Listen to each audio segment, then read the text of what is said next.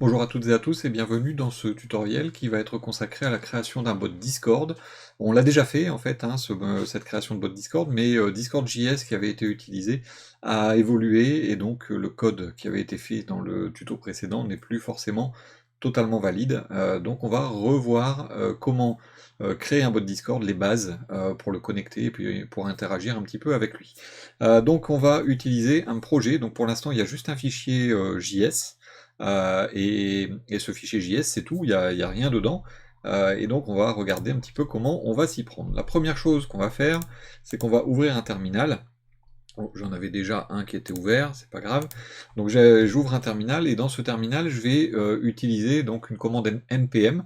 Donc ce qu'il faut savoir, c'est que vous avez besoin d'un serveur Node.js et d'un serveur Node.js au moins en version 16. Donc si vous n'êtes pas en version 16, Discord.js dans sa dernière version ne fonctionnera pas, il vous mettra des erreurs. Donc déjà, vous devez installer Node.js sur votre machine, et ensuite donc vous allez pouvoir utiliser npm comme commande, et donc on va utiliser npm pour initialiser notre projet. Bon, bah, il y a un petit assistant, moi je vais rien mettre de spécial comme contenu, hein, mais vous suivez l'assistant et ça va vous créer votre fichier package.json. Ensuite, on va utiliser npm pour installer, et on va installer discord.js. En faisant ceci, vous allez télécharger discord.js, d'ailleurs, si on va regarder le fichier package.json, il va être ajouté en dépendance, et donc il nous a ajouté en dépendance discord.js 13.5, donc c'est la version à l'heure actuelle. Côté client, on n'a pas grand chose à faire de plus, si ce n'est que pour lancer notre script. Donc là par exemple, si je souhaitais ici, bonjour, exécuter ce fichier index, eh bien il suffit d'écrire node puis index, et donc j'ai bien ma console qui me dit bonjour. Vous avez également certaines personnes qui utilisent NodeMon. Et donc moi je ne l'ai pas installé, mais donc NodeMon est une commande qui va vous permettre de recharger automatiquement votre code à chaque fois que vous l'aurez modifié. Donc d'ailleurs, si vous voulez installer NodeMon, c'est par npm. Voilà, vous mettez npm i NodeMon de cette façon-là.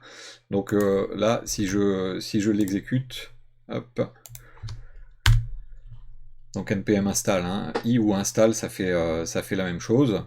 Donc c'est ajouté, et donc là si je mets nodemon index, bon, il me dit que la commande est introuvable. Donc je vais essayer en G, en global. Non, il veut pas. Donc j'ai un petit souci là-dessus, c'est pas grave. Je vais directement de toute façon exécuter mon code à chaque fois que je vais faire la mise à jour. Donc pour vous montrer un petit peu donc, ce qu'on doit faire en plus, on doit aller sur le site discord.com/developers. Quand vous allez sur discord.com/developers, il va automatiquement aller sur votre portail développeur, et vous allez arriver dans une zone application. Et il va falloir vous créer une nouvelle application.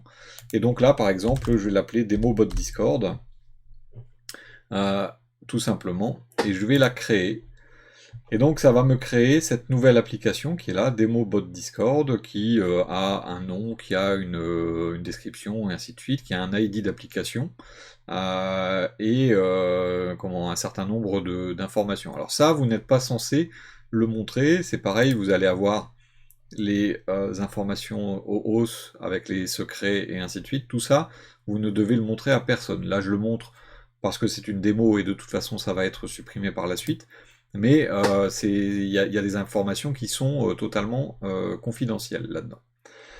Une fois que vous avez créé votre application, vous allez créer votre bot, donc en allant dans Add Bot, et vous faites Add Bot ici sur le côté droit, et on dit oui.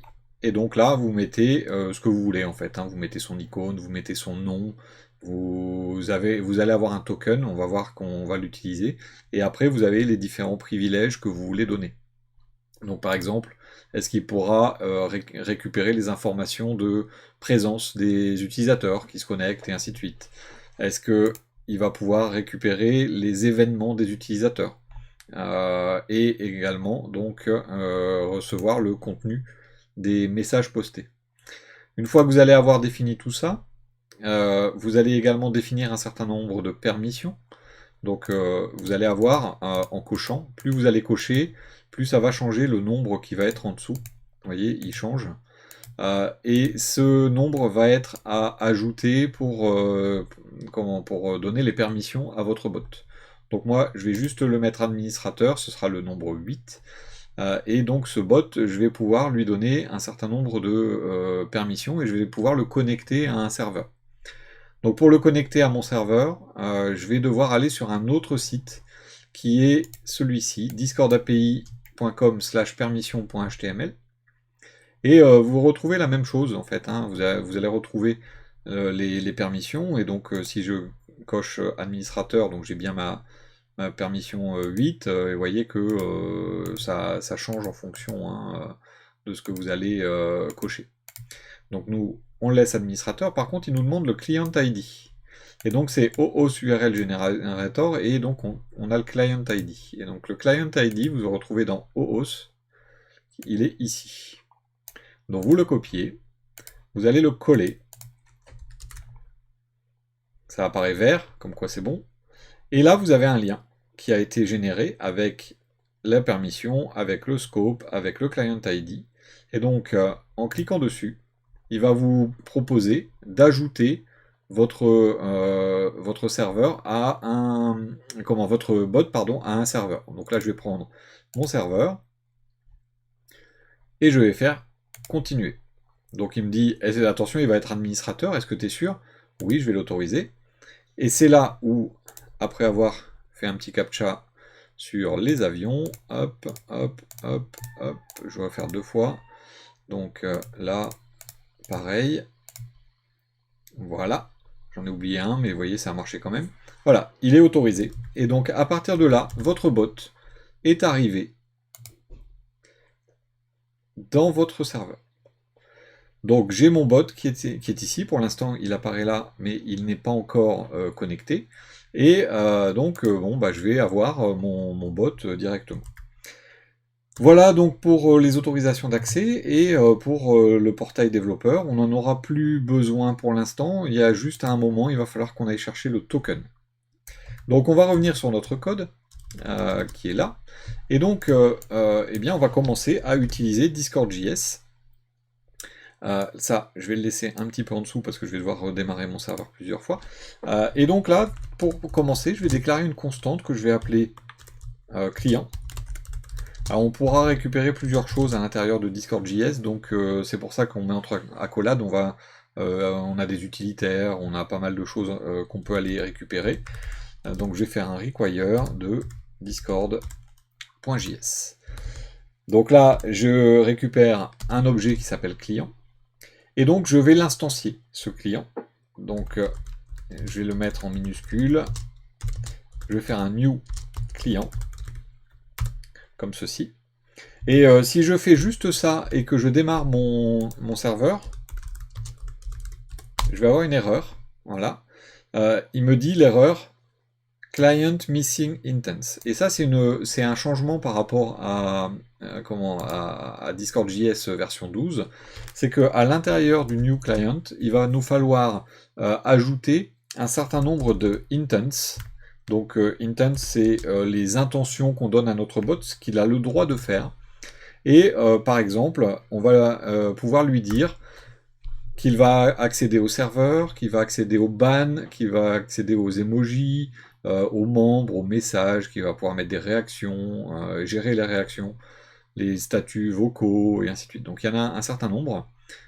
Et donc nous, on va prendre les serveurs, et on va voir après hein, qu'on va en oublier un volontairement, enfin je vais en oublier un volontairement, et les messages. Voilà. Et donc là maintenant, si je fais node index, Voilà, ça s'est exécuté sans aucun problème. Mais bon, mon bot, il est toujours pas connecté. Hein. Non, c'est pas là, c'est là. Mon bot est toujours pas connecté. Donc une fois que j'ai fait ça, qu'est-ce que je dois faire? Eh bien, je vais me loguer. Donc je vais faire un client.login. Et pour me loguer, j'ai besoin d'un token. Et c'est ce fameux token que je vais aller chercher directement dans la partie bot, ici, le token. Donc là, je vais le copier, je n'ai pas besoin de le révéler. Bon, vous allez le voir de toute façon. Et je le colle ici dans client.login. Et là, il va y avoir une différence, c'est-à-dire que quand je vais lancer node index, il ne dit rien, mais il ne s'arrête plus. C'est-à-dire qu'il attend. Si maintenant je vais là, mon bot est connecté. Donc il est connecté et il est en statut normal. Maintenant qu'on a vu ça, eh bien, on va modifier un petit peu le comportement de notre bot. C'est-à-dire que le login, alors je vais le laisser en bas, le login, et on va mettre un écouteur d'événements. Sur client, les écouteurs d'événements c'est on, et je vais attendre qu'il soit prêt. Et quand il sera prêt, je vais faire une fonction fléchée. Quand il sera prêt, eh bien, je vais faire, par exemple, je vais mettre dans la console son nom. Donc, je vais utiliser un template de chaîne de caractères, connecté comme, et je vais mettre son nom. Donc, je vais utiliser client, user, et je vais aller chercher son nom, tag. Et donc, en ayant mis ça, si je stop, c'est là que notre mode prendrait tout son sens. Hein. Voilà, il me dit connecté comme démo bot Discord 4528. Et donc ça, c'est son nom. Et on a bien démo bot Discord. Et donc, si on va voir son profil, j'ai pas son tag. C'est bizarre. Bon, c'est pas grave. Donc je vois bien qu'il est connecté et c'est son nom 4528. Alors ça, on va le faire quand il aura terminé, mais ce qu'on va faire avant, c'est qu'on va aussi lui modifier sa présence. Avec cette présence, je vais pouvoir définir un certain nombre d'options, des options entre accolades, et on va par exemple pouvoir utiliser les activités. Les activités, c'est un tableau d'options, et on va dire le nom de son activité, c'est être connecté. Par exemple. Et donc si jamais maintenant je relance mon bot, il me dit qu'il est connecté, il joue à être connecté.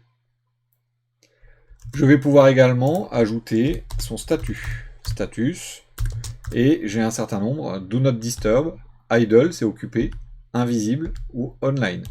Donc si par exemple je mets DND, alors ça va peut-être pas changer dans la minute, hein. Quelquefois il faut un petit moment, je relance. Donc là il est bien connecté et il n'est pas encore rouge, il va être rouge dans quelques instants. Donc là j'ai changé son statut. Donc vous voyez que déjà rien que ça, mon bot est connecté, bon il est connecté, il fait rien par contre. Donc ce qu'on va faire maintenant, c'est qu'on va apprendre à réagir aux messages. Donc pour réagir aux messages, on va utiliser un écouteur d'événements qui est message create. Donc vous avez vu, message, il y en a un certain nombre. Alors je vais relister. Hop, message, vous voyez, create, delete bulk, il y a les réactions. Update, quand on modifie un message, mais il y en a plein d'autres. Hein. Ça c'est tous les écouteurs d'événements qu'il peut y avoir sur un bot. Donc nous c'est message create. Et donc quand le message est créé, on fait une fonction qui est en asynchrone parce qu'elle va attendre. On va récupérer une variable qui va s'appeler message. Et donc avec cette variable, déjà on va pouvoir par exemple afficher dans la console le message, et dans les messages, eh bien, on a par exemple le content. Hop là. Message.content. et ça va nous permettre d'accéder à ce qui a été tapé par la personne. Alors je vais devoir quitter. Hop, il veut pas, voilà. Je me reconnecte. Là, je dis bonjour. Voilà, et donc je vois bien mon bonjour qui apparaît ici. C'est-à-dire que dans ma console, j'ai récupéré le bonjour. Donc ça veut dire que là, je vais pouvoir travailler sur un certain nombre d'informations. Par exemple, si je prends message. Alors c'est pas user, c'est member. Message.member. Si je remets un nouveau message. Voilà, je vais retrouver dans ma console un certain nombre de choses. Et donc j'ai un guild member.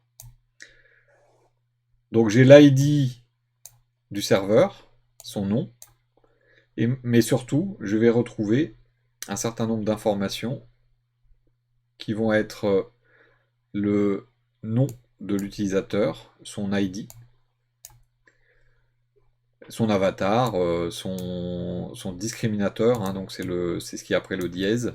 Donc vous allez récupérer un certain nombre d'informations sur l'utilisateur. Donc ça veut dire que là, vous avez accès à l'utilisateur lui-même. Et donc on peut imaginer qu'on veut répondre au message. Mais pour pouvoir répondre, il faut savoir que quand un bot répond, il faut vérifier que c'est pas le message vient pas de lui-même. Parce que sinon ça va partir en boucle, il va se répondre, et il va répondre à sa réponse, et ainsi de suite. Donc la première chose qu'on va devoir faire, c'est de vérifier si le message .member.id, donc l'ID du message, enfin de l'expéditeur du message, n'est pas égal à client.user, alors c'est pas member, hein, c'est user.id, c'est-à-dire l'ID du bot. Et donc là, je peux faire message.reply, et je vais répondre à l'utilisateur.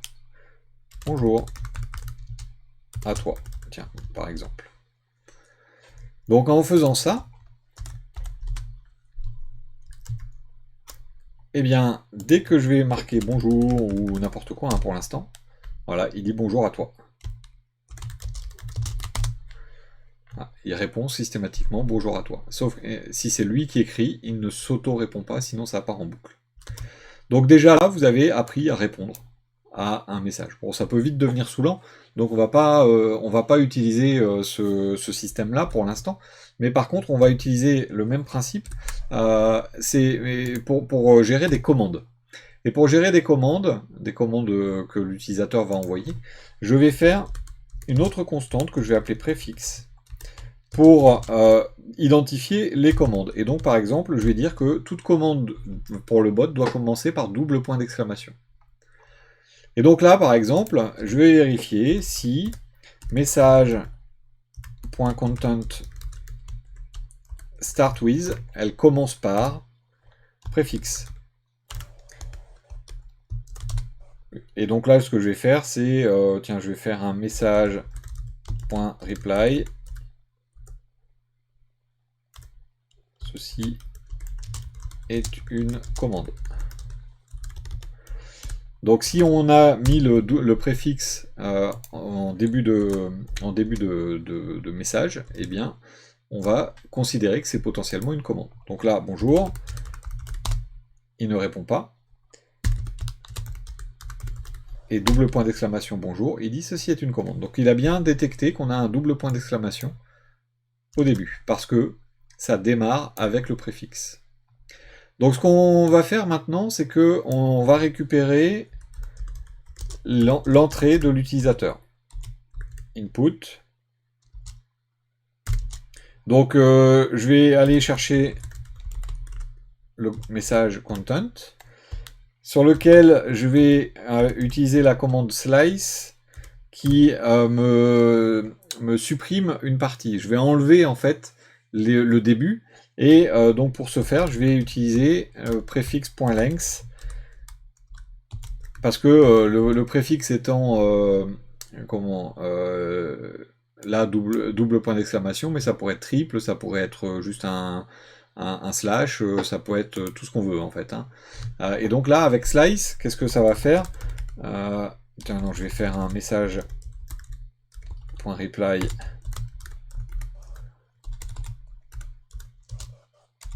input. Vous allez voir que à partir du moment où j'ai fait ça, eh bien, je vais récupérer uniquement la partie du message. Voilà, vous voyez, sans les points d'exclamation.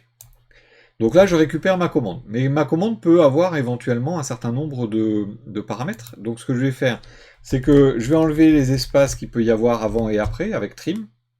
Et je vais faire un split, c'est-à-dire que je vais découper, à chaque fois qu'il y a un espace, je vais découper ma chaîne de caractères. Alors là, je ne peux plus faire un message reply, je vais faire un console.log. Vous allez comprendre pourquoi. Je vais faire un console.log de mon entrée. Hop.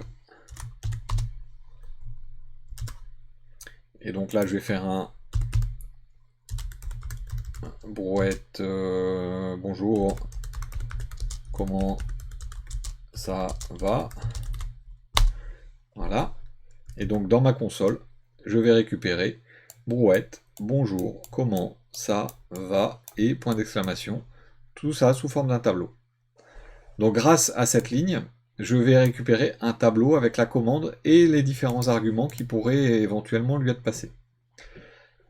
Maintenant, j'aimerais bien récupérer la commande elle-même. Eh bien, je vais faire input.shift.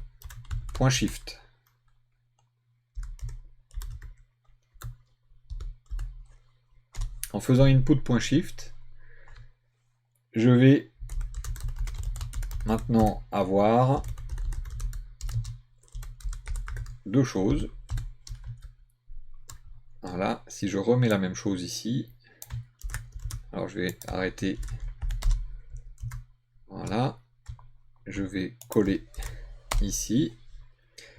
Et donc maintenant j'ai brouette qui est ma commande, et le reste, bonjour comment ça va, point d'interrogation, qui est directement séparé en un tableau. Bon après vous en faites ce que vous voulez en fonction des besoins.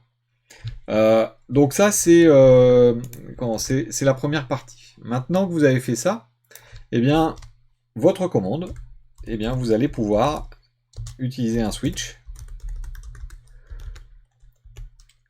Et en fait switch case, par exemple si la commande c'est add, eh bien on va faire un message dans le channel. Donc ce qu'on va faire c'est que dans le salon, hop là, channel, dans le salon du message, on va envoyer, voici la liste des commandes disponibles.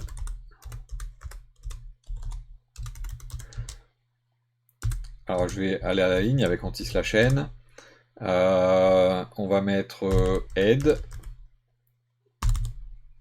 On va aller à la ligne. Je mets étoile pour mettre en gras.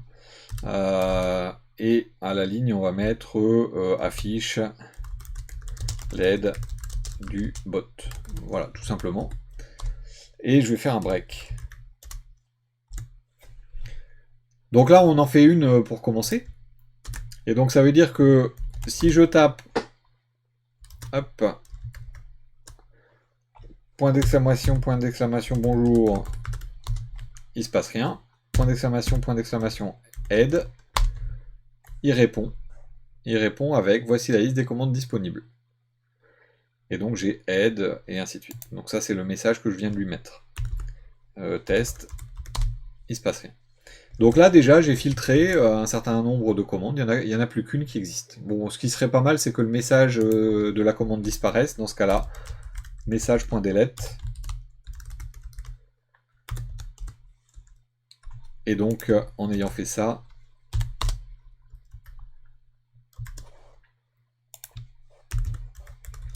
je mets aide, il s'affiche, et maintenant vous voyez il a disparu, hein, le message que j'ai écrit moi. Il a été supprimé par le bot. Vous pouvez bien sûr en faire d'autres. Hein, il y en a qui vont reconnaître. Case code. Voilà. Et puis, hop là, avec un 2 points, ça marchera mieux. et donc message.channel.send pour partager du code. Merci d'utiliser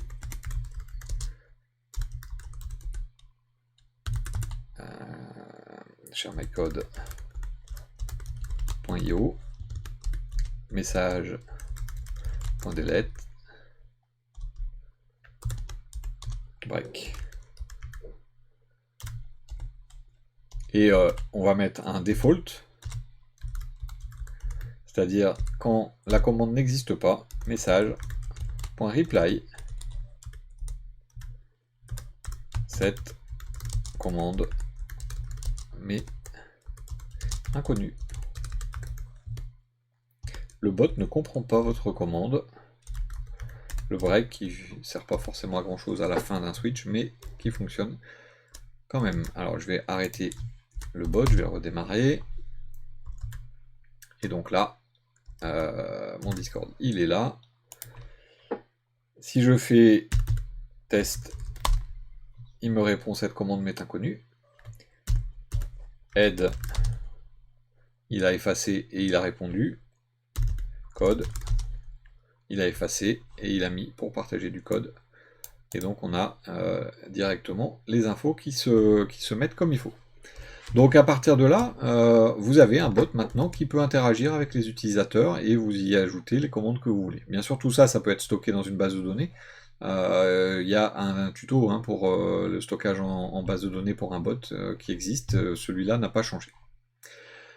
Ça, c'est pour donc les créations de messages. On peut aussi réagir. Quand on est utilisateur de Discord, on peut mettre des réactions. Et notre bot va pouvoir éventuellement gérer ces réactions.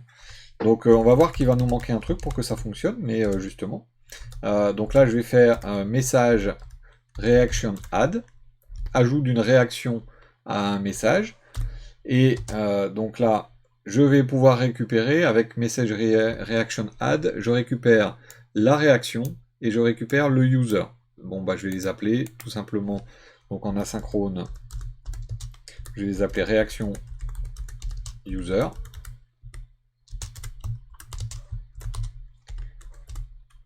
Et donc là, en fait, quand l'utilisateur va réagir, je vais faire un console.log de réaction.emoji.name, donc le nom de l'emoji et réaction user pardon .tag. Tiens, on va juste vérifier qui a réagi et avec quel emoji. Donc on va tenter ça, ça va pas marcher. Alors, vous allez dire, je vous montre un truc qui marche pas. C'est normal, c'est pour que vous voyez pourquoi ça marche pas. Donc là, je mets un message. Et puis sur ce message, je mets une réaction. N'importe laquelle. Tiens, celle-là. Boum, thumbs up. Donc là, normalement, je devrais avoir dans la console un thumbs up. Bah non, il n'y a rien. Alors pour quelle raison? Tout simplement, et ça, donc c'est pour ça que je vous le montre, parce que ici, il faut qu'on ajoute guild message reactions pour dire que notre bot a accès aux réactions. Et donc là, je relance, je mets un autre message, et là je vais mettre une réaction de la même façon, tiens je vais mettre la même, et là on voit que thumbs up a été mis par Benoît. Donc si j'en mets un autre, voilà, diablotin par Benoît. Donc on voit que l'utilisateur a mis un message. Donc là, ce que je vais faire, c'est que je vais aussi filtrer sur une réaction particulière, que j'appelle carton jaune, moi. Donc réaction.emoji.name, si c'est égal à carton jaune. Dans ce cas-là, eh bien je fais un console log. Donc on va déjà réagir uniquement s'il y a un carton jaune qui est donné. Donc je vais arrêter, je vais remettre en route, je fais encore un message, Et je réagis tout d'abord avec, tiens, une brouette. Il se passe rien. Là, je vais réagir avec le carton jaune. Il est où mon carton jaune? Il est là. Boum. Tiens, carton jaune a été mis par Benoît. Donc ça veut dire que là, on a filtré et on sait que quand on arrive à l'intérieur, on a mis le carton jaune. Donc ce que je vais faire quand on a un carton jaune, on va aller envoyer un message au modérateur disant attention, il y a un carton jaune qui a été mis sur tel message. Donc déjà, je vais, en faisant un clic droit, copier l'identifiant de ce salon. Si vous n'avez pas le copier l'identifiant, il faut activer dans les options de votre profil dans Discord les options de développeur. Donc là, ce que je vais faire, c'est que je vais aller chercher le channel, donc qui correspond donc au message auquel on a réagi. On va chercher sa guilde. Puis dans sa guilde, on va chercher les channels. On va profiter des channels qui sont dans le cache, c'est-à-dire ceux qui ont travaillé. Et on va aller faire un get du channel en question. Donc là, on va aller juste récupérer le channel moderator.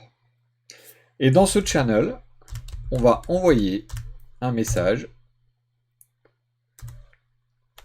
Un message a été signalé par... Et on va mettre l'ID de l'utilisateur, mais pour ça, il faut mettre accolade, crochet arrobase. On va y concaténer user.id et on va y concaténer encore un crochet. En fait, le user ID doit être encadré de inférieur arrobase et de supérieur. Et on va mettre le lien. Voici son lien. Et on va y ajouter réaction.message, le message auquel on a réagi. Et on a une propriété URL, donc qui permet d'aller chercher l'URL du message. Et donc en ayant fait ça, hop, je suis dans démo. Je fais un message signalé. Ce message signalé, si je lui mets un carton jaune, dans le channel modérateur, j'ai un message qui vient d'être publié. Il a été publié par mon bot. Tiens, ça c'était un ancien. Il a été signalé, donc publié par mon bot, signalé par Benoît, et quand je clique dessus ici, je vois bien le message en question. Donc là, j'ai publié en réaction à directement à une réaction justement d'un utilisateur. C'est presque fini, on va juste voir ensemble comment faire pour renommer un channel. Comme là par exemple, j'ai un channel qui s'appelle membre. Je voudrais ici mettre le nombre de membres en fait à l'intérieur du nom du channel. Donc pour ce faire, je vais faire une fonction que je vais appeler compte par exemple. Et ce qu'il va falloir que je fasse, c'est aller chercher le serveur et je vais y arriver, le channel, justement la chaîne, le salon à renommer. Donc déjà, pour le serveur, alors on va le faire à la main, mais normalement vous pouvez récupérer le serveur directement en base de données par exemple. On va aller chercher avec get le serveur. Alors moi j'ai mon ID de serveur sous la main. Sinon vous ouvrez votre serveur dans un navigateur et vous avez l'ID du serveur dans l'URL. Ensuite je vais faire un donc salon membre. Je vais aller chercher l'ID de ce salon là, copier l'identifiant, hop, salon membre, et donc je vais faire un client.channels.cache.get. On va aller chercher dans le cache le salon qui a ce numéro là, et salon membre, on va faire un setName pour lui dire je change son nom. Alors j'ai stocké l'emoji, hop, ici, donc je vais mettre avec guild member count, et je vais concaténer membre. Cette fonction compte, eh bien je vais l'appeler quand le bot est dispo. Compte, tout simplement. Et donc là, voilà, il m'a mis 3 membres. Donc directement, 1, 2, 3, il a bien mis 3 membres. Si vous voulez que ça se mette à jour régulièrement, eh bien par exemple une fois par heure, vous allez faire un set intervalle. Vous allez faire compte 3600 secondes, et donc 3 600 000 millisecondes, ça fait 1 heure. Et vous allez avoir votre salon qui va toutes les heures compter et aller se mettre à jour avec le nombre de membres qu'il y a à l'intérieur de votre serveur. Voilà donc pour ces quelques bases dont je voulais vous parler aujourd'hui. On a fait un grand tour hein, des bases, hein, comment publier, comment répondre, comment mettre la présence du bot et ainsi de suite. N'hésitez pas ensuite à aller voir la doc de Discord.js pour approfondir, mais là c'est un départ. Vous avez votre bot qui est fonctionnel et ensuite vous y ajoutez les fonctionnalités qui vous intéressent. Je vous remercie beaucoup pour votre attention. N'hésitez pas si vous souhaitez mettre un petit pouce, ça fait toujours plaisir. Nous rejoindre sur le serveur Discord, vous avez l'invitation dans la description de toutes les vidéos. Je vous remercie beaucoup pour votre fidélité et je vous dis à très bientôt.